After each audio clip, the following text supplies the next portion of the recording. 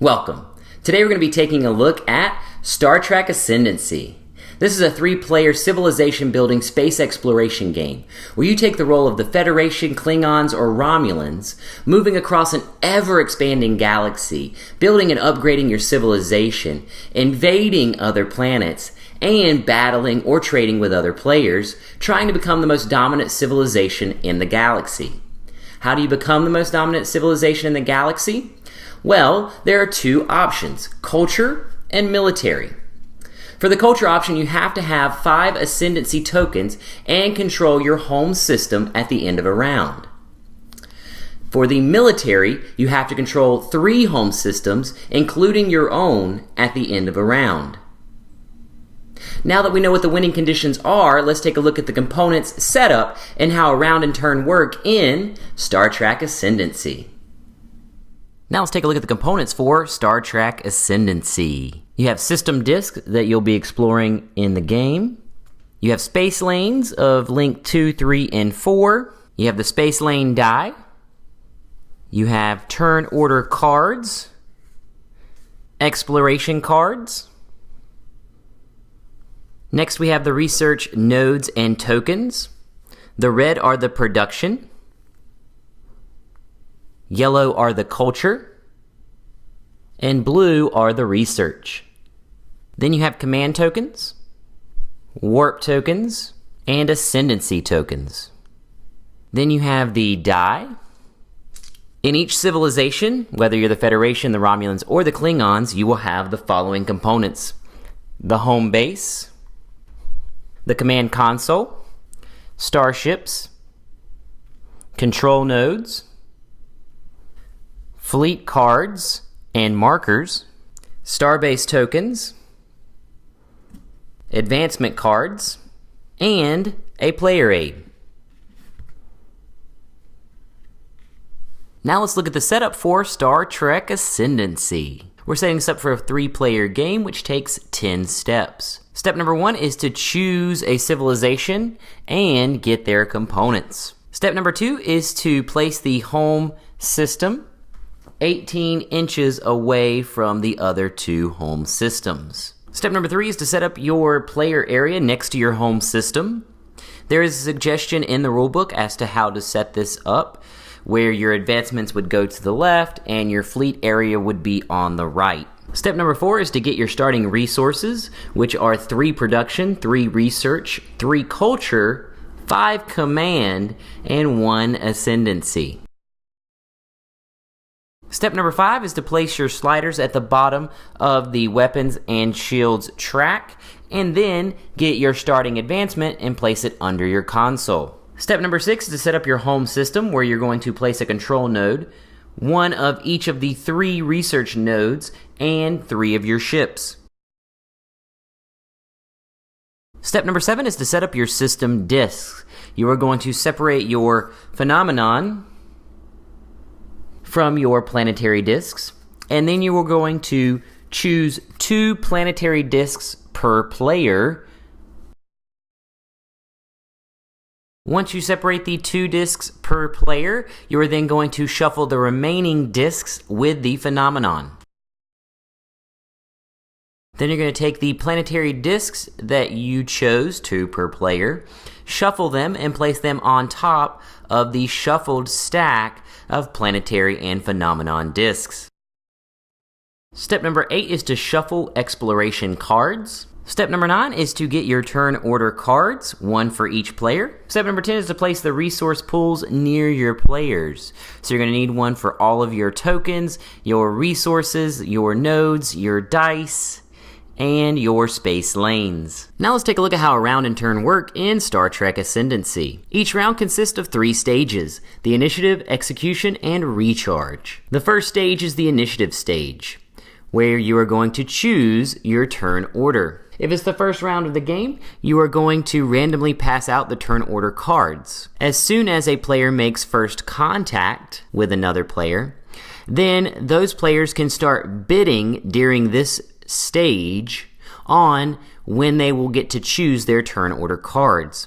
So the person who bids the most during this stage would be able to choose the first turn order card, so whichever one they wanted, and then the second, and so forth.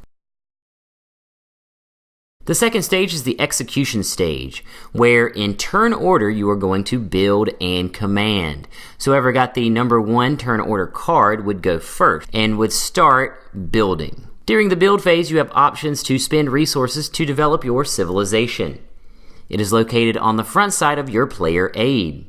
You can build a ship, which takes 1 production to get the ship at a home system or a starbase that you control. The second thing is to build a resource node. You have to pay the cost to build a node in the system you control. The next is to colonize. You pay the cost to colonize a system you occupy. And then finally, you can add to your research, where you can add 1 research per project or advancement card, or you can spend the resources to advance your weapons or shields. The cost is listed at the top left of the project cards. Or if you're advancing your weapons and shields, they're listed to the right and left. Once you've had a chance to spend your resources to build, you move on to the command phase. The command phase is where you exhaust command tokens to take actions. There are 7 possible actions that you can take during this phase. Action number 1 is the move ships or fleet. You may spend 1 command token to move a ship or a fleet 2 spaces at impulse. When it comes to moving at warp, you first have to spend a command token to go to warp, which costs a warp token. And if you want to add a warp token to your ship, it would cost a command. And then when you come out of warp, it would cost a command. When moving at impulse, you move 2 spaces, but when moving at warp, you move system to system.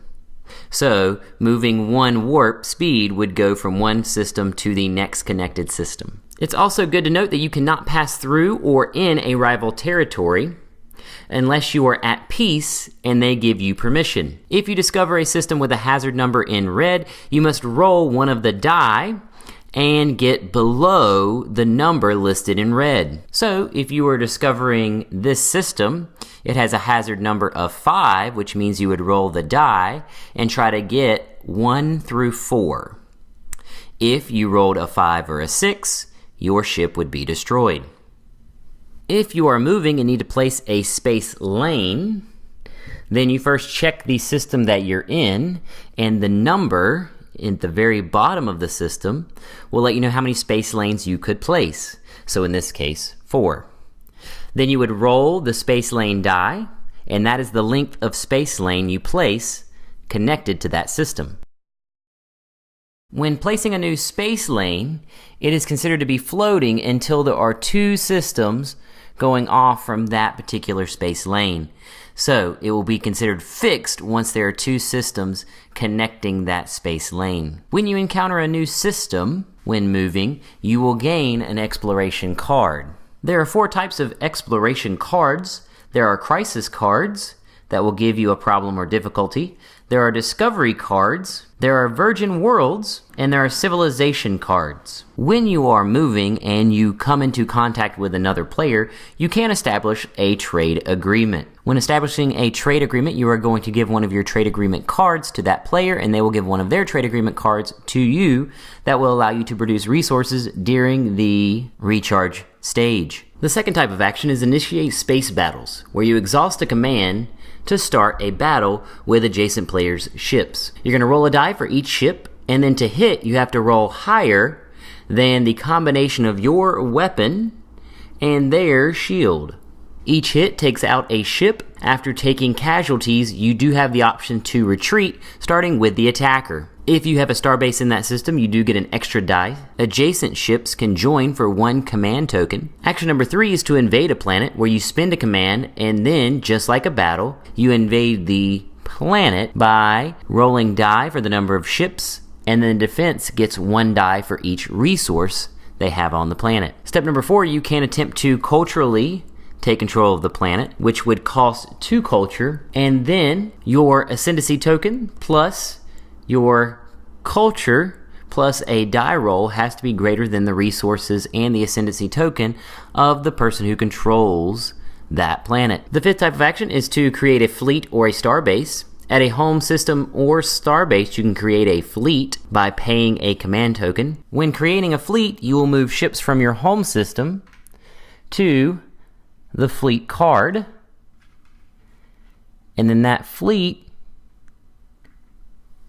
would symbolize the 2 ships. You can also pay a command token and get a starbase. When you build a starbase, you do get another command token to take up to 6 actions during your turn. The number of Ascendancy tokens that you have determines how many starbases you can place on the board. Also, we'll let you know how many fleets you can also place. The sixth type of action is to spend a command to draw or launch 2 projects.